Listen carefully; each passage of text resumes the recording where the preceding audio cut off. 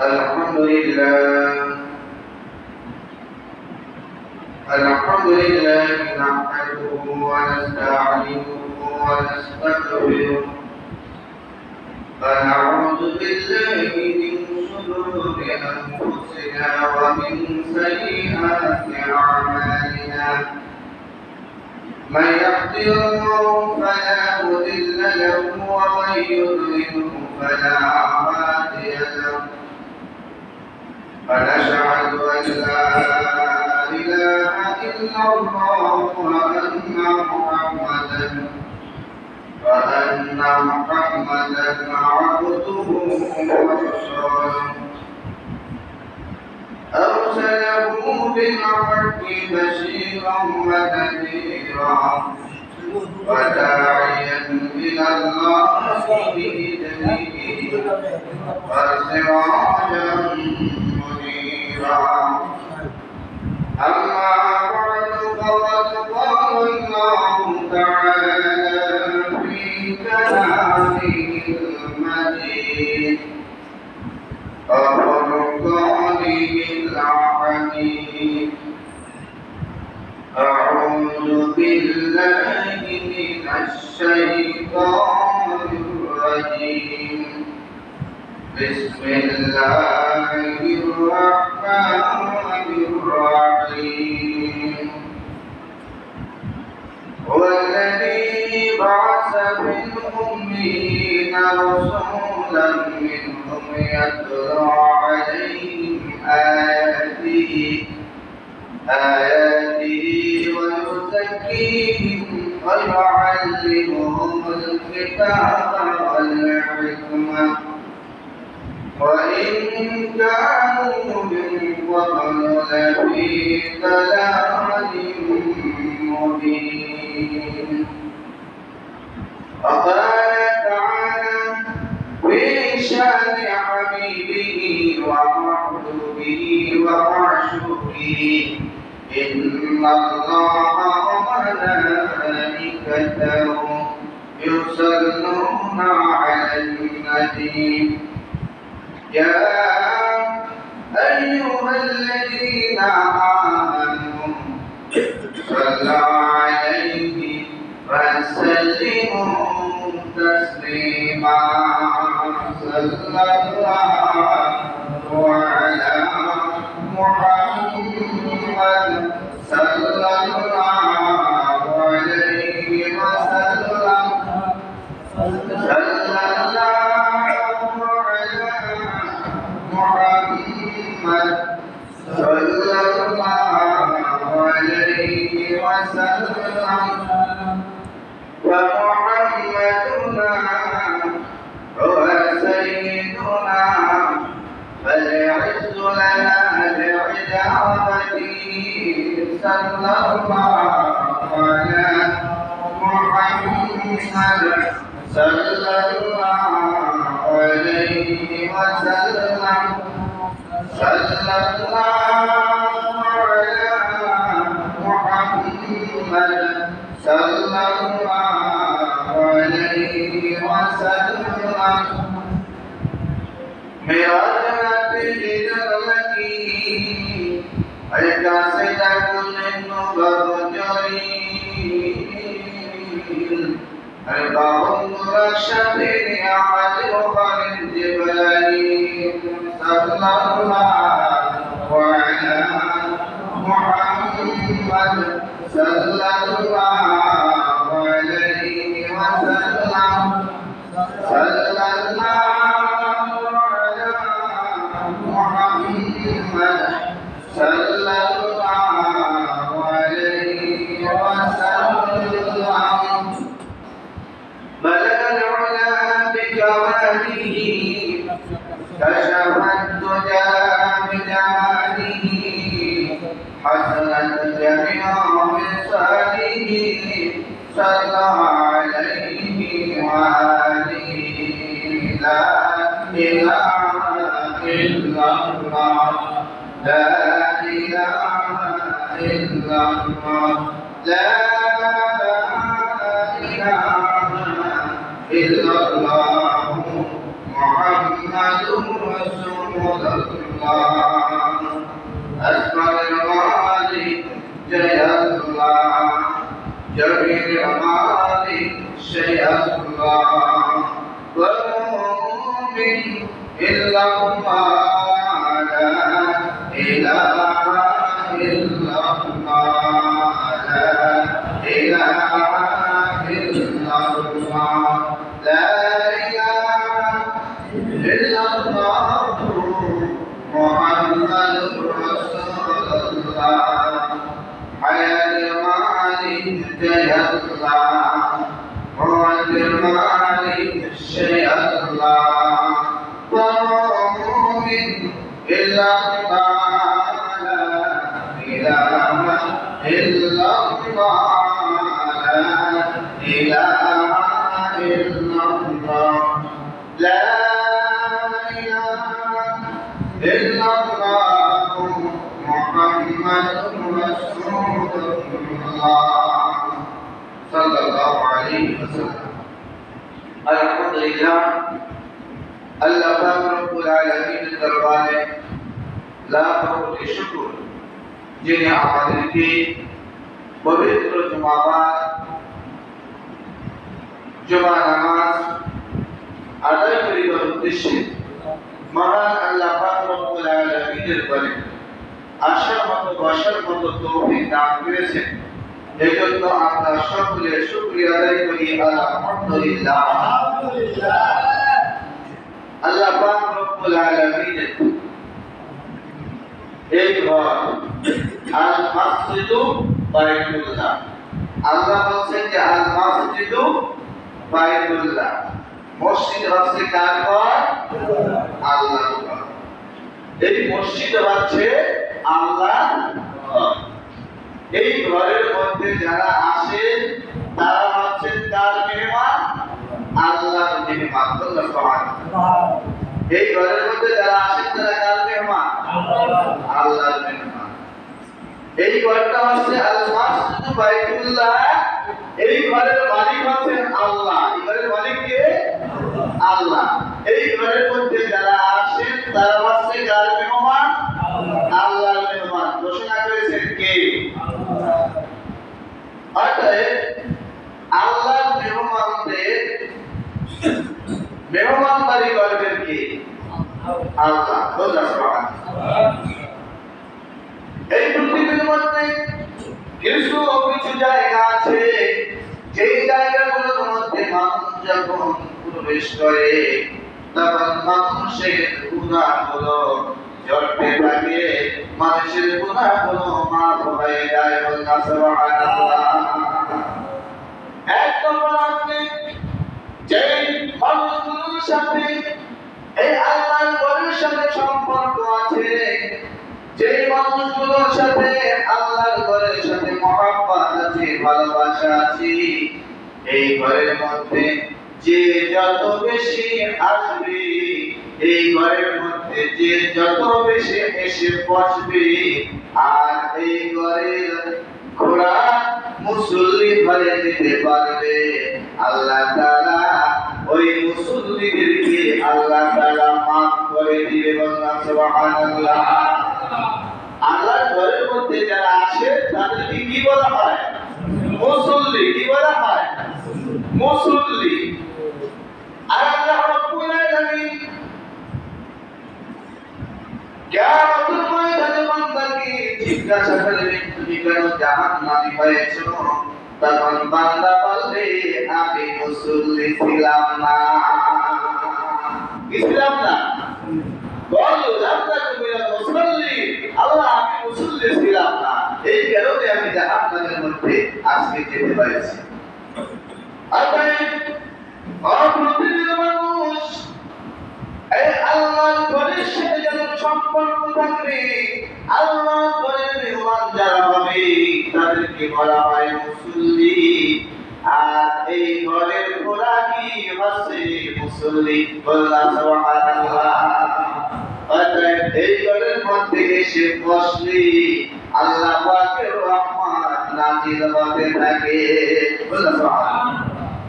এই ঘরের মধ্যে আসার পরে আপনি জবান দিয়ে কোনো কথা বলবেন না, জবাবটা আলোচনা করবেন না, খালি শুধু এই ঘরের মধ্যে এসে বিশ্রাম করবেন, বসে থাকবেন। এই বসে থাকার কারণে আপনার আমল নামায় ন্যাক লাগতে শুরু করবে, বললাম সুবহানাল্লাহ। আর যদি এই ঘরের মধ্যে আসার পরে কিছু বলতে থাকেন, পড়তে থাকেন সুবহানাল্লাহ, আলহামদুলিল্লাহ, লা ইলাহা ইল্লাল্লাহ, এই শব্দগুলো জিকিরগুলো যদি আপনি করতে থাকেন, আপনার আমলনামায় বিশাল পাহাড় সমান সওয়াব আল্লাহ তাআলা আপনার আমলনামায় রেখে দিবে, আল্লাহ সুবহানাল্লাহ। আপনার আমলনামা বেজারের পাল্লা আমার আল্লাহ ভারী করে দিবে, আল্লাহ সুবহানাল্লাহ। এই জন্য এই ঘরের মধ্যে বেশি আসতে হবে, কারণ কি এই ঘরের মধ্যে যখন মানুষ প্রবেশ করে দেখবেন এই ঘরের মধ্যে আসার পরে মানুষের অন্তরের মধ্যে একটু প্রশান্তি লাভ করে, কি ঠিক কিনা? মসজিদে আসলে অন্তরটা ভালো লাগে না, মনের মধ্যে একটা শান্তি প্রকাশ পায় না, কি এটা কি সত্য কথা না? এই মসজিদের মধ্যে আসলে মনটা ভালো লাগে না, মনের মধ্যে প্রশান্তি লাভ হয় না। আর পৃথিবীর মানুষ আল্লাহ নবী সাহাবায়ে কেরামদের মধ্যে যখন কোন মানুষ খিদাত নাই ছটফট করতে ক্ষুধা লেগে যেতে, আমরা ক্ষুধা লেগে গেলে দোকানে যাই, হোটেলে যাই, বাড়িতে যাই, ঘরের মধ্যে যাই, খোঁজাখুঁজি করি কি আছে তাড়াতাড়ি খাবো। কিন্তু সাহাবায়ে কেরামদের মধ্যে যখন ক্ষুধার জ্বালা শুরু হয়ে যেত তখন তারা দৌড়ে গিয়ে মসজিদের মধ্যে প্রবেশ করতে, বললেন সুবহানাল্লাহ। মসজিদে যাইতো কারণ এখানে আসলে শান্তি হয়, বললেন সুবহানাল্লাহ। এই মসজিদের মধ্যে আসার কারণে তারা একে অপরের সাথে যখন দেখা হইত সালাম বিনিময় করতেন, কথা বলতেন, একে অপরের প্রয়োজনীয় কথা সুখ দুঃখের কথা শুনতেন, দ্বীনের নসিহত করতেন, আর সাহাবায়ে কেরাম শান্তি পেতেন, বললেন সুবহানাল্লাহ। আমরা করি উল্টা, আমরা মসজিদে আসতে চাই না, কিন্তু সাহাবায়ে কেরাম কোন সমস্যায় পড়লে দৌড়তে মসজিদে আসতেন আর নামাজে দাঁড়ায় যাইতেন, নামাজে দাঁড়িয়ে আমার আল্লাহর কাছে নামাজ পড়ে আবেদন করতেন, নিবেদন করতেন। আমরা যারা রাসূল প্রেমিক, আমরা যারা আল্লাহর প্রেমিক বান্দা, নবীজি যা করতেন, সাহাবায়ে কেরাম যা করতেন, আমরা নবীর উম্মত হিসেবে সেগুলো যদি করতে পারি তাহলে সাহাবীদের ধারাবাহিকতাভাবে আমরা আল্লাহর সন্তুষ্টি অর্জন করে জান্নাতে মেহমান হয়ে দুনিয়া থেকে বিদায় নেওয়া যাবে, ঠিক না? আল্লাহ নবী বিশ্ব নবী রাহমাতুল লিল আলামিন নবী কামলিওয়ালা নবী হুজুরে পাক সাল্লাল্লাহু আলাইহি ওয়াসাল্লাম দুনিয়ার মধ্যে আসলেন। আমার আল্লাহ বলেন হুয়াল্লাযী বা'আসা ফিল মুমিনিনা রাসূলান মিনহুম ইয়াতলু আলাইহিম আয়াতিহি ওয়া ইউযাক্কিহিম ওয়া ইউআল্লিমুহুমুল কিতাবা ওয়াল হিকমা ওয়া ইন কানূ মিন ক্বাবলু লাফী দালালিন মুবিন। আল্লাহ বলেন হুয়াল্লাযী বা'আসা ফিল উম্মিয়িনা রাসূলান মিনহুম ইয়াতলু আলাইহিম আয়াতিহি, তিনি সেই মহান সত্তা যিনি তোমাদের মধ্য থেকে একজন রাসূল প্রেরণ করেছেন, আল্লাহ সুবহানাহু। যিনি তোমাদের মধ্য থেকে একজন রাসূল প্রেরণ করেছেন, তিনি বাহির থেকে না, অর্থাৎ তোমাদের আরববাসীদের মধ্য থেকে একজন রাসূল আল্লাহ তাআলা প্রেরণ করেছেন। সেই সময়ে আল্লাহ নবী বিশ্বনবী মুহাম্মদ রাসূলুল্লাহ সাল্লাল্লাহু আলাইহি ওয়াসাল্লাম যখন দুনিয়ার মধ্যে আগমন করেন তখন ছিল 570 খ্রিস্টাব্দ। মক্কা নগরী ছিল জাহেলিয়াতের যুগ, অন্ধকারের যুগ। তখন মানুষ পাপ করতে করতে পাপের অসাগরের মধ্যে তারা ডুবেছিল, অন্ধকারে জর্জরিত হয়ে গেছিল, জ্ঞান শূন্যতা হয়ে পড়েছিল, জ্ঞানীদের সংখ্যা ছিল খুবই কম, শিক্ষিতদের সংখ্যা ছিল খুবই কম। তখন এমন সময় আল্লাহ তাআলা এই ধরার বুকে পাঠাইলেন রাহমাতাল লিল আলামিন বিশ্বনবী মুহাম্মদুর রাসূলুল্লাহ সাল্লাল্লাহু আলাইহি ওয়াসাল্লামকে। আল্লাহ বলেন সেই সময় শিক্ষার হার ছিল কম, মানুষ শিক্ষিত ছিল কম, একেবারে জাহিল যুগ, অন্ধকারের যুগ, অশিক্ষিত জায়গায় ছিল সবাই। মানুষ বাপ সন্তানকে চিনত না, সন্তান বাবাকে চিনত না, সন্তানকে জীবন্ত কবর দেওয়া হতো, বাপ হয় সন্তানকে জীবন্ত কবর দিত। এর চেয়ে আর কত নিকৃষ্ট কাজ হতে পারে? সন্তানরা, কন্যা সন্তান ছিল সমাজের মধ্যে বোঝা। নবীজি এসে সেই সময় নবী ধরার মুখে আসলেন। আল্লাহ তাআলা বলেন তোমাদের মধ্য থেকে আমি রাসূল প্রেরণ করেছি মুমিন, একজন নিরক্ষর। তোমরা যেমন ওই অশিক্ষিত ছিল, আমার নবীও নবীও কি তোমাদের মধ্যে একজন কি নিরক্ষর ছিল, কিন্তু আমি আল্লাহ তাকে এমন শিক্ষা দান করেছি যে তিনি হচ্ছেন গোটা পৃথিবীর শ্রেষ্ঠ শিক্ষক। আল্লাহ সুবহানাহু আল্লাহ বলেন ওয়াল্লাযী বা'আসা ফিল উম্মিয়িনা রাসূলান মিনহুম ইয়াতলু আলাইহিম আয়াতিহি, যিনি তোমাদের মাঝে আল্লাহ তাআলার আয়াতসমূহ তেলাওয়াত করে তোমাদেরকে পাঠ করে শোনান। আল্লাহ সুবহানাহু যখন মানুষের শিক্ষার হার একেবারেই কম ছিল, তখন আল্লাহ বলেন তোমাদের মধ্য থেকে আমি একজন নবী প্রেরণ করে তাকে আমি এই কিতাব দান করেছি, এবং সে এই কিতাব তোমাদেরকে সামনে পাঠ করতেছে, তোমাদেরকে শোনাইতেছে। আল্লাহ সুবহানাহু এবং তোমাদেরকে পবিত্র করতেছেন, পবিত্র করেছেন।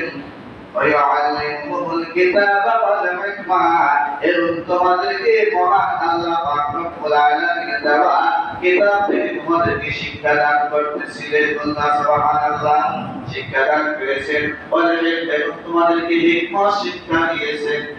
কে? রাসূল সাল্লাল্লাহু আলাইহি ওয়াসাল্লাম, বিশ্বনবী মুহাম্মদুর রাসূলুল্লাহ সাল্লাল্লাহু আলাইহি ওয়াসাল্লাম।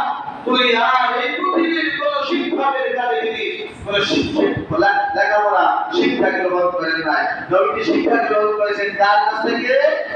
আল্লাহ তাআলার কাছ থেকে। কার কাছ থেকে? রাসূলের শিক্ষা পাচ্ছেন আপনারা আমাদের বিশ্বনবী মুহাম্মদ রাসূলুল্লাহ সাল্লাল্লাহু আলাইহি ওয়াসাল্লামের শিক্ষা পাচ্ছেন রব্বুল আলামিন, স্বয়ং আল্লাহ পাক রব্বুল আলামিন। আল্লাহ সুবহানাহু মাধ্যম হচ্ছে জিবরাইল আলাইহিস সালাতু ওয়াস সালাম। আল্লাহ সুবহানাহু তো রাসূল পাক সাল্লাল্লাহু আলাইহি ওয়াসাল্লামকে আল্লাহ তাআলা দুনিয়াতে পাঠাইলেন, আর আল্লাহ তাআলা তাকে কিতাব ও হিকমত শিক্ষা দান করলেন, এবং তিনি মানুষদেরকে কিতাব এবং শিক্ষা দান করেছেন। আল্লাহ সুবহানাহু আল্লাহ রব্বুল আলামিন দীর্ঘ 1 থেকে 40 বছর পর্যন্ত মক্কায় তিনি চলাফেরা করলেন, উঠা-বসা করলেন। মক্কার সমস্ত মানুষগুলো তাকে সবচেয়ে শ্রেষ্ঠ মানুষ হিসেবে ঘোষণা দিলেন। মক্কার কাফের বলেন, মুশরিক বলেন, সমস্ত মানুষগুলো নবীকে আল-আমিন বলে ডাকতো, নবীকে ভালোবাসতো, নবীকে আমানতদার হিসেবে চিনত।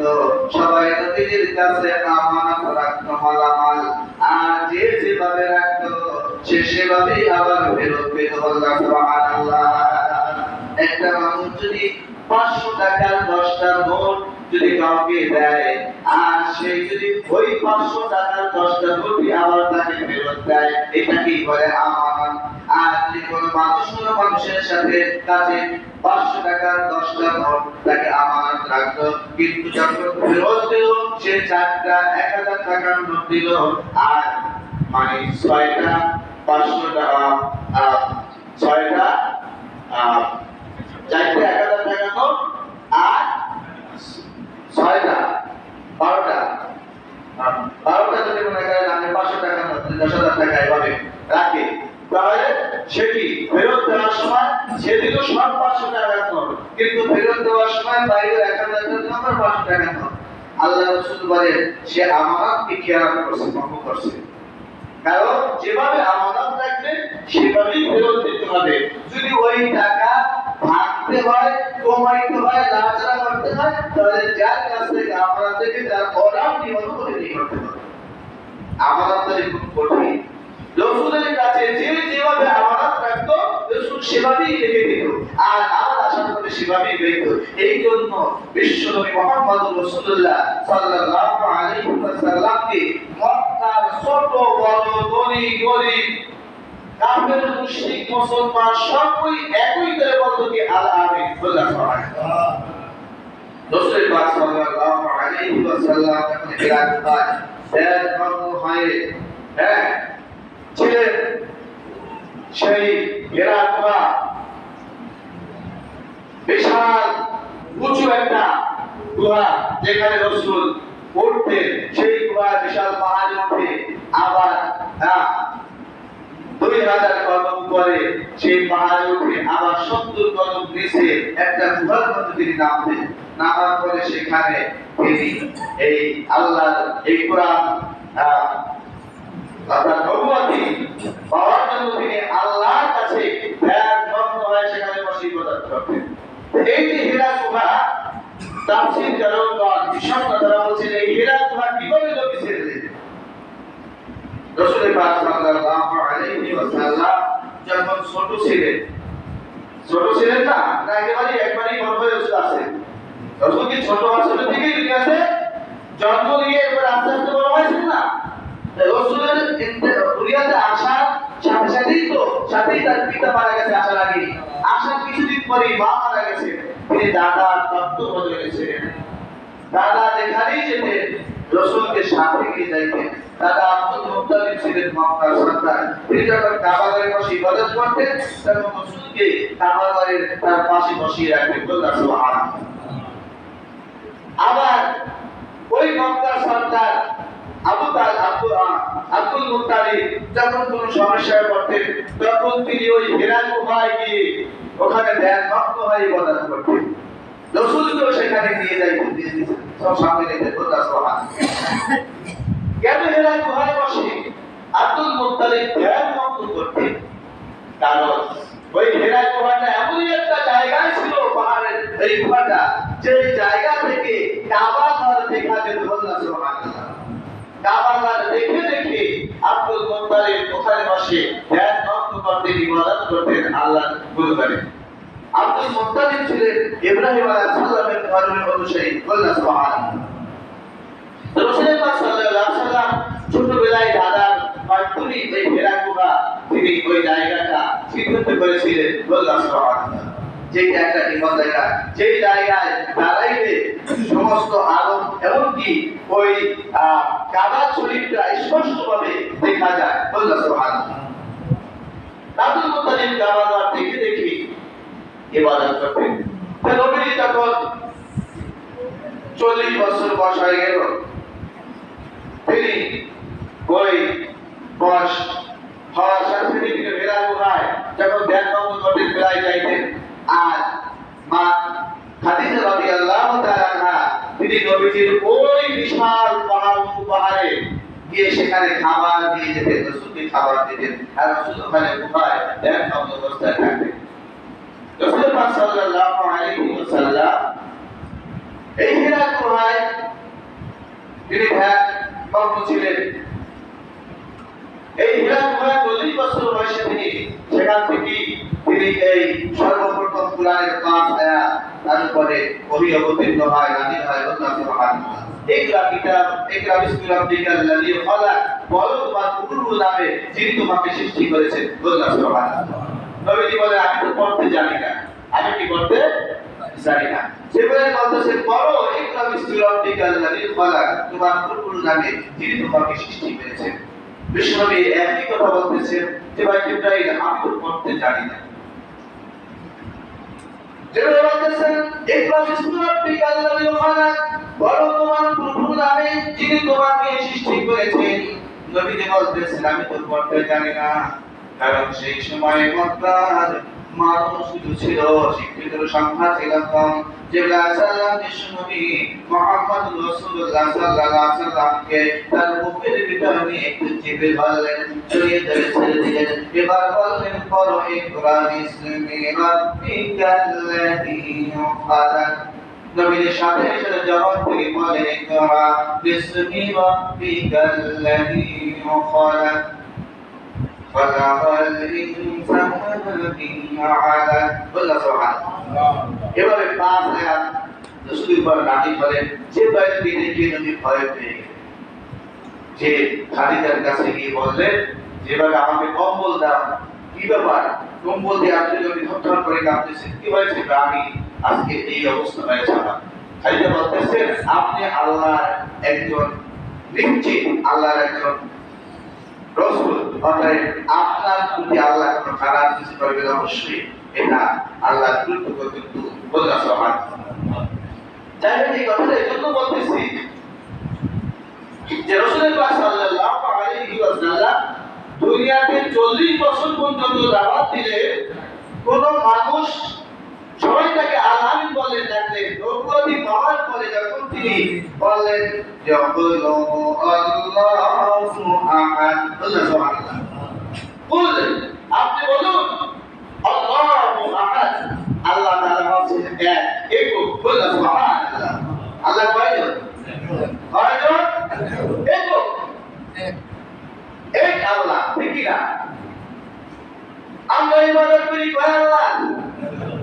এক আল্লাহ, যিনি ছাড়া কোনো ইলাহ নাই।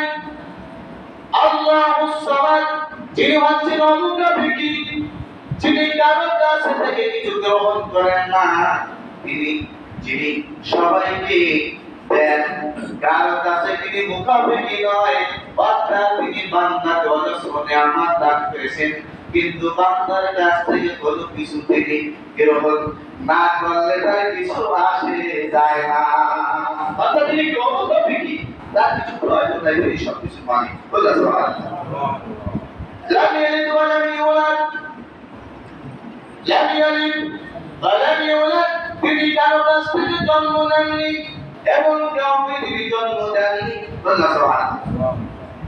ওয়া লাম ইয়াকুল লাহু কুফুয়ান আহাদ, তার সমকক্ষ এই পৃথিবীর মধ্যে দ্বিতীয় কেউ নাই। বললা সুবহানাল্লাহ। আছে? হ্যাঁ, এই পৃথিবীর মধ্যে যত রাজা বিরাজ করেন, এই পৃথিবীর মধ্যে যত বাদশা আছেন, সমস্ত বাদশা, সমস্ত শক্তির উৎস হচ্ছে কি? আল্লাহ আছেন। ইন্নাল্লাহা আলা কুল্লি শাইইন কাদির। সে আল্লাহ রাব্বুল আলামিনের দাওয়াত, একান্ত পদের দাওয়াত, লা ইলাহা ইল্লাল্লাহু মুহাম্মাদুর রাসূলুল্লাহ, মক্কায় দাওয়াত দিতে গেলেন। যে মানুষরা তাকে আলামিন বলে ডাকতো, ওই মানুষগুলোই তাকে আবার পাগল পাগল বলে তারা করতেছিল, ঠিক কি না? হ্যাঁ, যেই মানুষগুলো তাকে আলামিন বলে ডাকতো, বিশ্বাসী বলে ডাকতো, সেই মানুষগুলোই আবার বলতেছে এই কি কেমন মানুষ আছে নতুন ধর্ম নিয়ে আমাদের এতগুলো দেবতার আমরা ইবাদত করি, সে একটা মাত্র এই ইলার ইবাদত করার জন্য বলতেছে এটা পাগল পাগল পাগল বলে মানুষটাকে জানাইছে, পাগল ভাবছে। তাই এর ময়দানে যখন নবী দাওয়াত দিতে গেলেন, নবী ওই তায়েফের ময়দানের মানুষগুলো ছোট ছোট বালকদেরকে লিখিয়ে দিল, সেই পাগলটা একটা ভিন্ন ধর্ম নিয়ে আসছে, এই পাগলের তোমরা পাথরে মেরে দাঁড়িয়ে যাও। ছোট ছোট বালকেরা রসুলের গায়ে পাথর মারতে শুরু করে, বৃষ্টির মতো পাথর মারলেন। নবীজি রক্তাক্ত হয়ে গেলেন, বসে পড়লেন। বসে পড়ার পরে উঠতে পারতেছে না। নবী আবার সুবহানাল্লাহ ভাষণ করতে হাঁটতেছে, আবার পাথর মারা শুরু করতেছে। জিবরাইল আলাইহিস সালাম কিছু বলছেন, তাই জিবরাইল ইয়া রাসূলুল্লাহ ইয়া হাবিবাল্লাহ, আপনি আল্লাহ পাকের দাওয়াতের জন্য জমিনের মধ্যে এসেছেন, এই আল্লাহর দাওয়াত দিয়ে এসেছেন, আর কাফেরেরা আপনাকে পাথর মারতেছে। নবী গো, আপনি যদি হুকুম দেন, এই পাশে যে দুইটা পাহাড় দেখতেছে, এই দুইটা পাহাড় আমি একত্র করে এমন ভাবে চাপ দিব, চাপার জন্য সমস্ত মানুষগুলোকে আমি ধ্বংস করে দিব। জিবরাইল রাসূলুল্লাহ ফেরেশতা এসে নবীর কাছে বলতেছেন ইয়া রাসূলুল্লাহ আপনি বলেন তাহলে কি সাথে সাথে ধ্বংস করে দিই নবীজি বললেন ইব্রাহিম এই পৃথিবীর মধ্যে আমি কোন মানুষকে মারার জন্য আসি নাই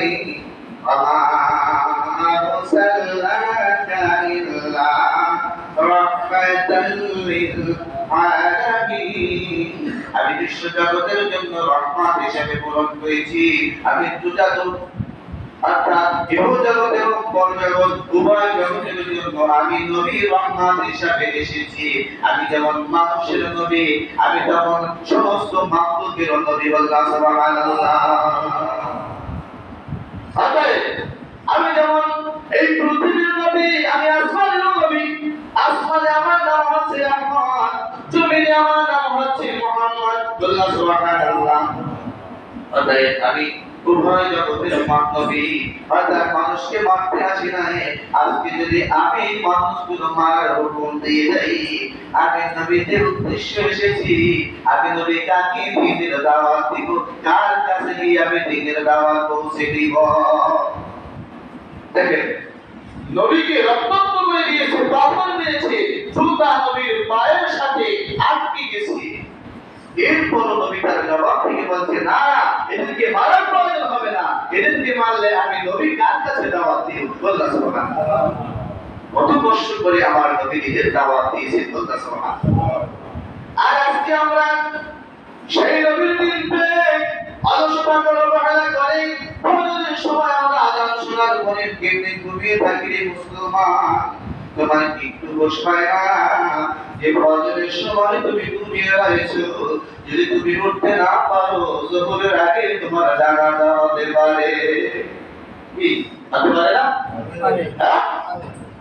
আরে আমি গতকালকে আমার নিজের উদাহরণ দিয়ে বলতেছি যে গতকালে আমি যোহরের আজান হয়েছে আমি আজানতে আসছি আমাদের এই মানে ইউনুস মোল্লা ভাই আজান দিয়ে বলেছে আমি সময় আধা ঘন্টা চোখের মালিক বলছো আমি একটু শুনেছি গানটা সাইডে শুনি শোনার পরে ঘুম পড়ে গেছি ওই ভাই দেখি 5 বাজে রাত্রে যেতে গেছে নামাজ শুরু হয়ে গেছে অর্থাৎ এই যে ঘুম থেকে উঠছি আমি তো একেবারেও না উঠতে পারতাম কি পারতাম না মানুষ মরতে সময় লাগে না আশা বিকামচিল পাখি কেমনে আসে না এই পৃথিবীর মধ্যে আমাদের দেহের মধ্যে যেই রূহটা আছে ওই রূহটাকে উদ্দেশ্য করে কবি বলেছেন হাসান বিকার ওসিন পাখি কেমনে আসে না এই দেহটার মধ্য থেকে রূহটা যখন থাকে তখন আমরা মানুষ হিসাবে গণ্য থাকি আমার শক্তি আছে আমার হেডাম আছে আমার বাহাদুরি আছে কিন্তু যখন এই দেহটার মধ্য থেকে এই অচিন পাখিটা রূহটা যখন চলে যাবে তখন আপনার আমার হেডাম থাকবে না শক্তি থাকবে না দাম থাকবে না বাহাদুরি থাকবে না আপনি আমি শুয়ে থাকবো সব থাকবো কিন্তু আপনার আমার কোনো কিছু করার থাকবে না আপনাকে আমাকে আর মানুষও বলবে না বলবে অমুক ব্যক্তির লাশ ঠিক কিনা আল্লাহ নবী শুনে রাহমাতুল লিল আলামিন দিনের দাওয়াত দিয়ে এসেছে কাফেররা বুঝে নাই নবীকে বদরুল্লাহ কত বলে দিয়েছে আমার নবীজি তার কোনো কাউকে বরদোয়া দেয় নাই নবী বলতেছে আল্লাহ আমরা বুঝি না ওদেরকে তুমি দিন বোঝার তৌফিক দাও আল্লাহ সুবহানাহু অগ্রপথের মানুষ নবী যখন মক্কা থেকে মদিনায় হিজরত করে গেলেন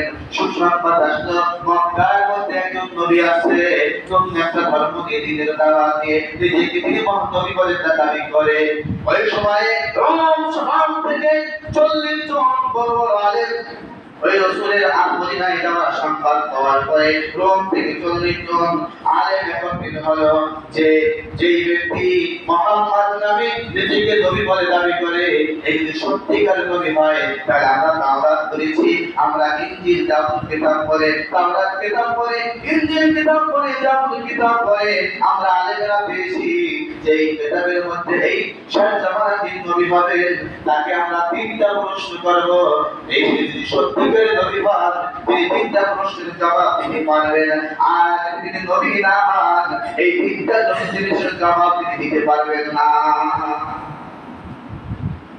40 জন আলেম নবীকে পরীক্ষা করার জন্য রোম থেকে মদিনায় এসেছে।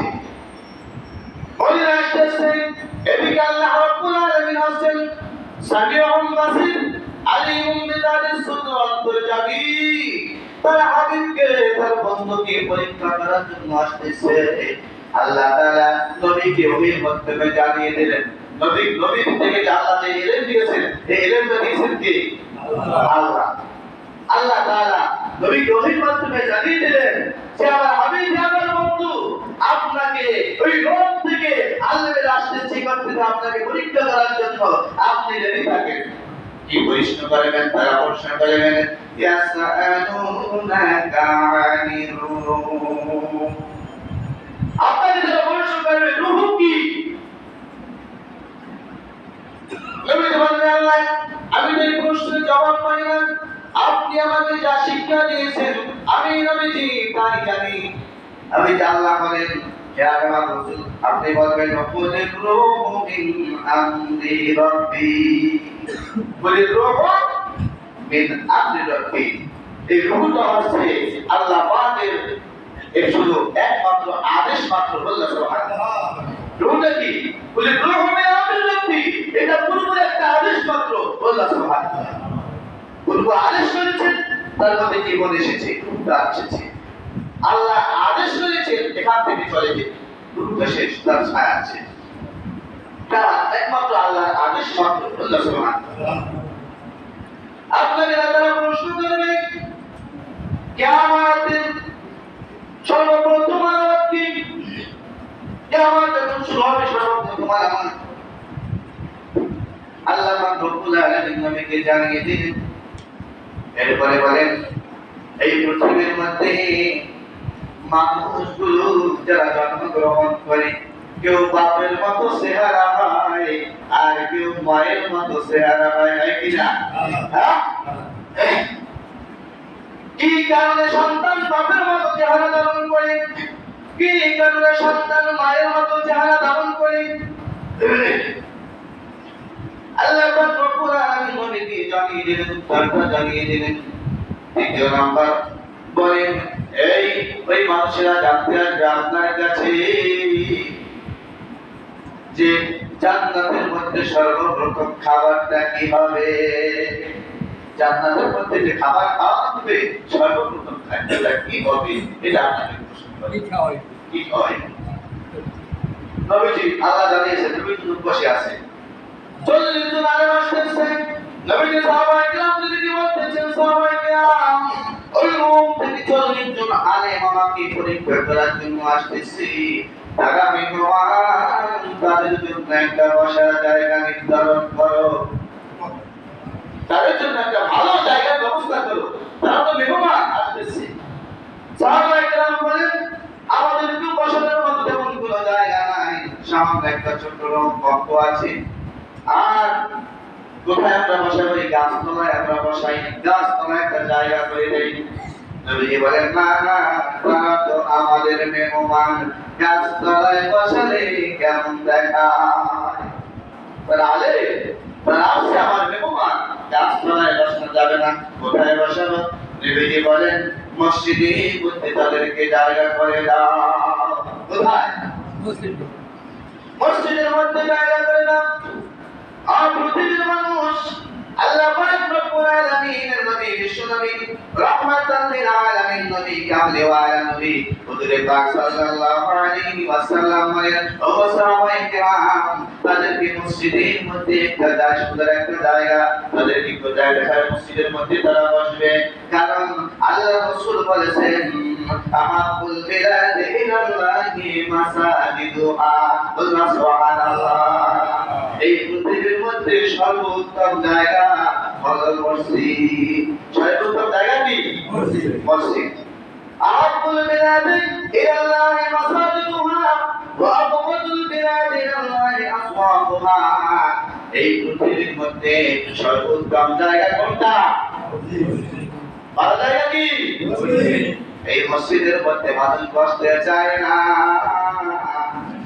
আর আমার নবী বলেছেন ওয়াবাতুল বিলাদি মিনাল্লাহি মাসাজিদুহা, এই পৃথিবীর মধ্যে সবচেয়ে নিকৃষ্ট জায়গা হচ্ছে বাজার।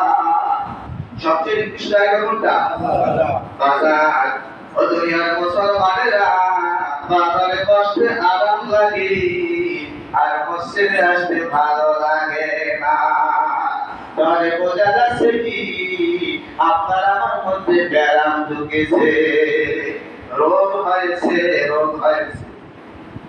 এ রোগ বড় কঠিন রোগ, না শারীরিক জীবন হয়ে যেতে পারে। আমার আল্লাহ বলছেন, আমার রাসূল বলেছেন আহাব্বুল বিলাদি ইলাল্লাহি মাসাজিদুহা, ও পৃথিবীর মানুষ, এই পৃথিবীর মধ্যে সর্বোত্তম জায়গা হলো মসজিদ। আর বান্দা মসজিদে বসতে চাও না, মসজিদে কিছুক্ষণ বসলে পাছা গরম হয়ে যায়। কিভাবে মসজিদ থেকে বের হয়ে যাবে? কেটে কিনা হুজুর তাড়াতাড়ি করেন, তাড়াতাড়ি করেন, দেখেন না করে পিছিয়ে যান।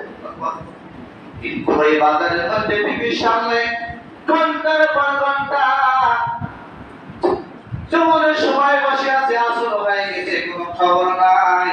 আসরের সময় শেষ হয়ে মাগরিব হয়ে গেছে, কোনো খবর নাই।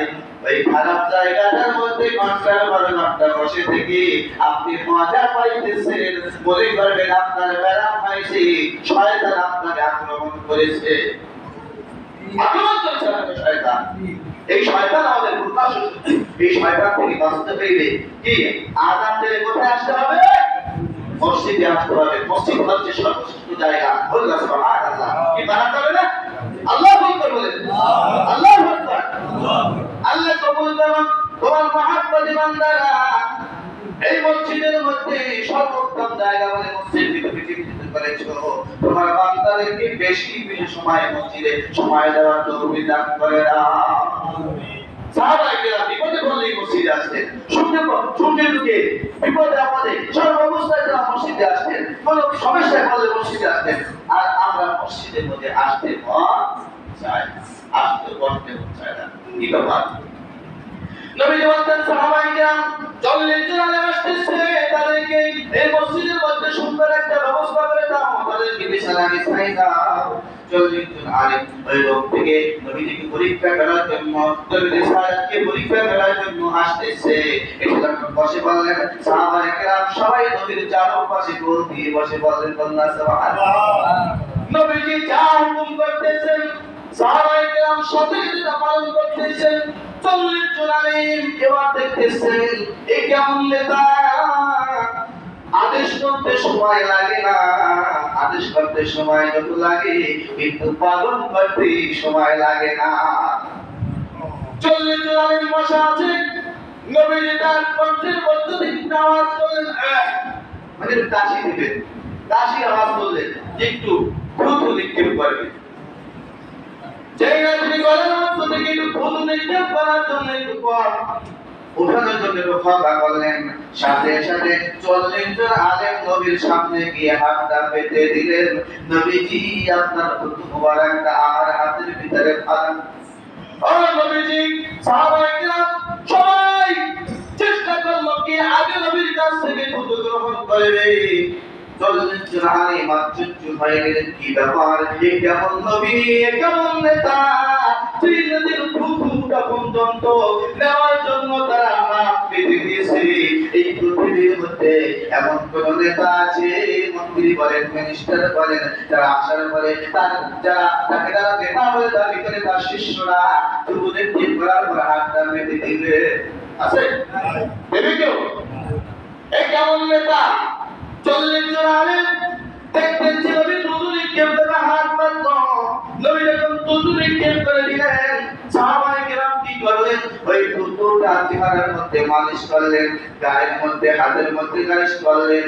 কারণ সাহাবায়ে কেরাম জানেন ইনি হচ্ছেন রাহমাতাল লিল আলামিন, নূরে মুজাসসাম নবী। নবীর নামটা হচ্ছে নূরে পরিণত হয়ে যেত। সুবহানাল্লাহ। নবীর দুধ মুবারক, নবীর দুধ মুবারক মাথার সাথে সাথে শরীর থেকে শুকর বের হতে শুরু হয়েছে। সুবহানাল্লাহ। আর পৃথিবীর মানুষ আমরা যারা এই নবীকে আমাদের মতো মানুষ বলি, আমাদের মতো সাধারণ ভাষার মানুষ বলি, নবী আমার মতো মানুষ, পৃথিবীর মানুষ। যদি আমরা নবীকে আমার মতো মানুষ বলি, তাহলে আমার ঈমানটা দুর্বল হয়ে যাবে। আমি নবীর খাঁটি উম্মত হতে পারবো না। নবীর মর্যাদাকে খাটো করা হবে। নবী মানুষ তবে অসাধারণ মানুষ। আমরা হচ্ছে সাধারণ মানুষ। আমরা কি সাধারণ মানুষ, আর নবী হচ্ছে অসাধারণ।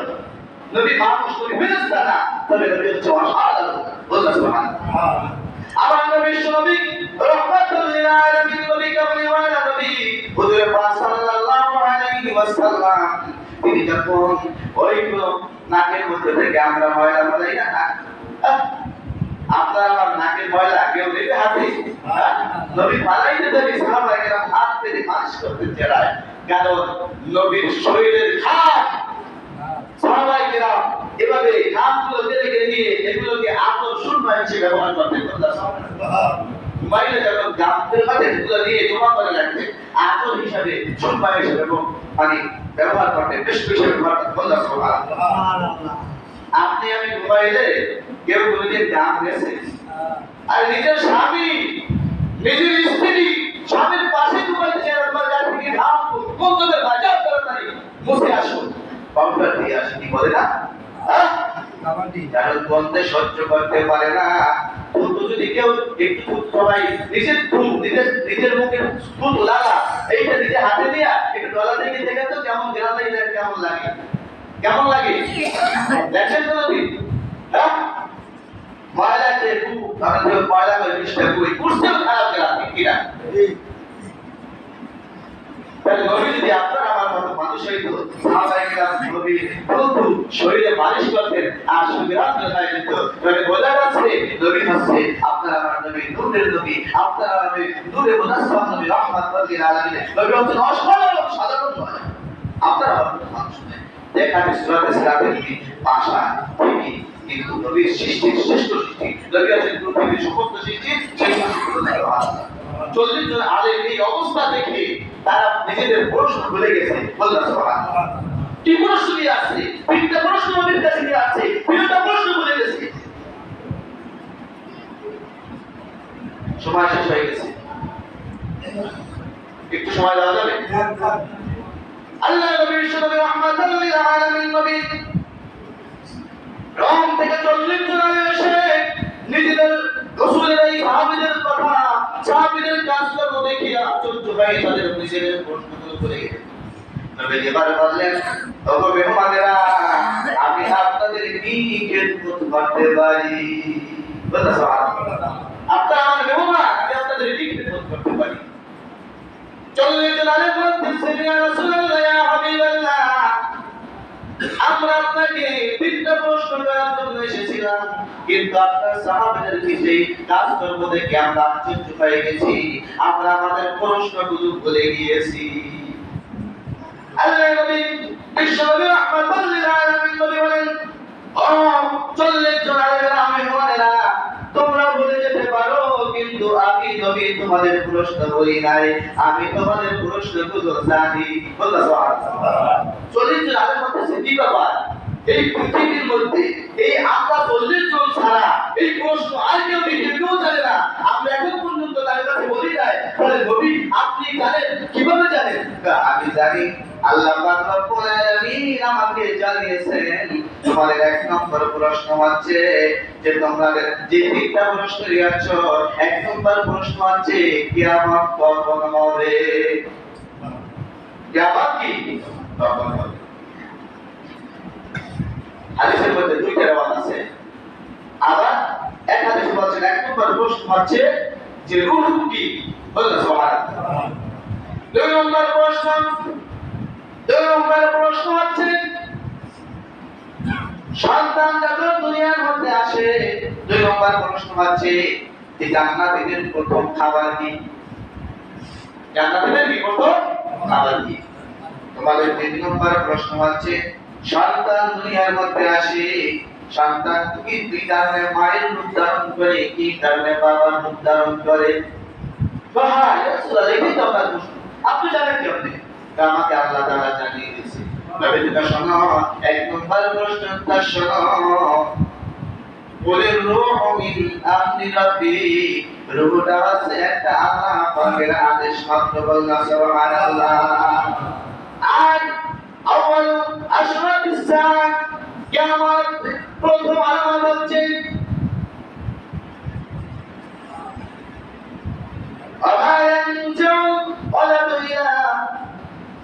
কিয়ামতের প্রথম আলামত হচ্ছে ওয়াইদা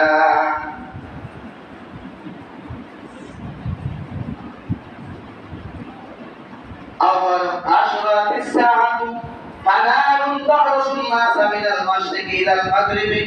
কিয়ামতের প্রথম আলামত হচ্ছে, কিয়ামতের যখন আলামত, সর্বপ্রথম আলামত হচ্ছে পৃথিবীর পূর্ব দিক থেকে পশ্চিম দিক পর্যন্ত একটা অগ্নিকুণ্ড মানুষকে ধাওয়া করবে। এমন একটা অগ্নি, যে অগ্নিটাকে মানুষকে ধাওয়া করে পূর্ব দিক থেকে পশ্চিম দিকে নিয়ে যাবে। আল্লাহ সুবহানাল্লাহ। আগুন দেখলে মানুষ দৌড়ায় না, না দাঁড়িয়ে যায়। এমন একটা আগুনের অগ্নিকুণ্ড পূর্ব দিক থেকে ধাওয়া করতে করতে সব মানুষের পাগলের মতো পশ্চিম দিকে ছুটে যাবে। দেখে আমার সুবহানাল্লাহ।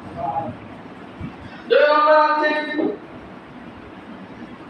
আমা আউয়াল তাআমি আহলিল জান্নাহ, জান্নাতীদের যেই প্রথম খাবার ফাজিয়ালু কাবিরিহু, জান্নাতীদের প্রথম খাবার হবে মাছের কলিজার অতিরিক্ত অংশ। সুবহানাল্লাহ। মাছের কলিজার অতিরিক্ত অংশ। আমরা মাছের কলিজা খেতে চাই না, কিন্তু মাছের কলিজা কিন্তু একটা জান্নাতীদের খাবার। সুবহানাল্লাহ। আমরা খাবো, ঠিক আছে? মাছের কলিজার মধ্যে একটা স্বাদ আছে। সুবহানাল্লাহ। ওয়াইদা সাবাকা মা'উল রাজুলি মা'আল মারআতি নাযা'আল ওয়ালাদা, ওয়াইদা সাবাকা মা'উল মারআতি নাযা'আল, সন্তান অর্থাৎ সন্তান কেন মায়ের উদ্ধারণ করে, কিভাবে বাবার উদ্ধারণ করে। ও আমার মেহমানেরা, তোমরা শোনো, মা বাবার যখন মিলন হয়, এই মিলন মেলার মধ্যে যখন মা যদি আগে স্বাগতম জানায়, মায়ের সারা রূপ সন্তান ধারণ করে। বাবা যদি আগে স্বাগতম জানায়, বাবার চেহারা রূপ ধারণ করে। আল্লাহ সুবহানাল্লাহ। সাথে সাথে 40 জন আমিন একসাথে বলে উঠলেন, আশহাদু আল্লা ইলাহা ইল্লাল্লাহু ওয়া আশহাদু আন্না মুহাম্মাদান আবদুহু ওয়া রাসূলুহু। 40 জন আমিন সাথে সাথে নবীর হাতে হাত থেকে ইসলাম গ্রহণ করে। আল্লাহ সুবহানাল্লাহ। আলোচনা যদিও পারফেক্ট আর দেখতে করা যাবে না, অনেক সময় হয়েছে। আল্লাহ আমাদের সকলকে এই যতটুকু নসিহত হইল এর উপর আমল করার তৌফিক দান করেন। আমিন। আল্লাহ সবাইকে মুসলিম করুন, মুসলিম বানাইতে পারে। আমিন।